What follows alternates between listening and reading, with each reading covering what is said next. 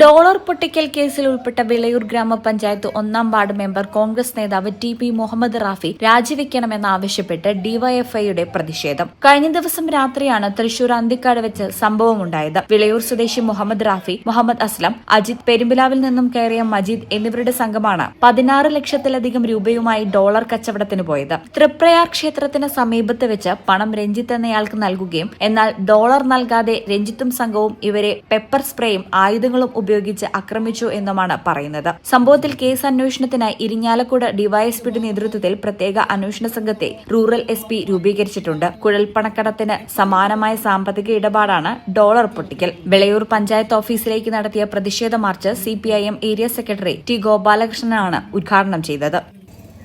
ഈ പഞ്ചായത്തിൽ എങ്ങനെയാ ഇവർ ജയിച്ചത്? ഞങ്ങൾ തോറ്റതെങ്ങനെയാ? ഇവർ പണക്കൊഴുപ്പുണ്ടാവും.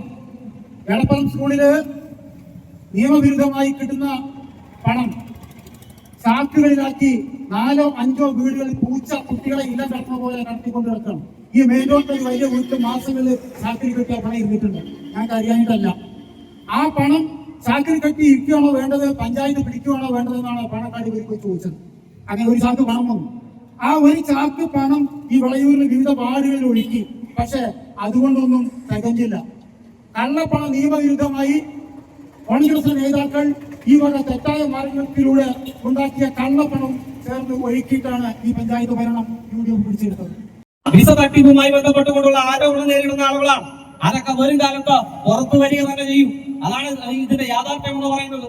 അത്തരത്തിലുള്ള ഇടപെടലുകൾ ഈ പഞ്ചായത്തിന്റെ ഭരണ സ്വാധീനം ഉപയോഗപ്പെടുത്തിക്കൊണ്ട് ഇവർ ചെയ്യാം. ഇനി അന്വേഷണം അത് നേരായ വഴി നടക്കുമെന്നുള്ള കാര്യത്തിൽ ഞങ്ങൾക്ക് സംശയമുണ്ട്. കാരണം കേരളം ഭരിച്ചുകൊണ്ടിരിക്കുന്നത് UDF ആണ്.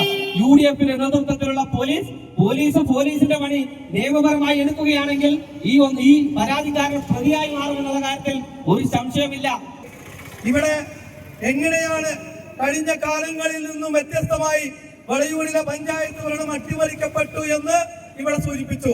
ഞങ്ങൾ ആ തെരഞ്ഞെടുപ്പിന്റെ വേളയിൽ തന്നെ ഞങ്ങൾ പറഞ്ഞത്.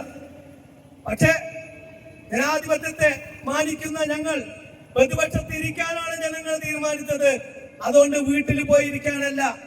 ഇത്തരത്തിലുള്ള നെറികേടുകൾക്കെതിരെ പ്രതികരിച്ചുകൊണ്ട് ഈ നാട്ടിലെ ജനങ്ങളുടെ ക്ഷേമ പ്രവർത്തനങ്ങൾക്ക് പിന്നോട്ട് നിൽക്കുന്ന ഏതൊരു സമീപനത്തിനെതിരായി കൊണ്ടുള്ള സമര പരിപാടികളുമായി ഞങ്ങൾ മുന്നോട്ട് വരും. ലോകകപ്പ് ആവേശം ഇത്തവണ ബിഗ് സ്ക്രീനിലായാലോ? അതെ, റെഡി കാശ് ആവശ്യമില്ലാത്തതിന് 20% മാത്രം ആദ്യം നിലയിക്കൊണ്ട് ഇഷ്ടമുള്ള TV ഇനി പർച്ചേസ് ചെയ്യാം. ഈ ഫുട്ബോൾ പൂരം അതിന്റെ ആവേശം ഒട്ടും ചോരാത്തിന് ഹൈ ക്വാളിറ്റിയിൽ കാണാൻ ഇതാ 4K TVകൾ. അപ്പൊ ഇനി അതിന്റെ ബാക്കി തുകയോർത്ത് ടെൻഷൻ അടിക്കേണ്ട. ബേയ്മെന്റ് നിങ്ങൾക്ക് നൽകുന്നു പലിശ രഹിത മാസത്തവണയിൽ. അപ്പോൾ നിങ്ങളുടെ TV അപ്ഡേറ്റ് ചെയ്യാൻ വിളിക്കൂ ബേയ്മെന്റിലേക്ക്. Making it easy. Valancheri. Phone 9526 001 003.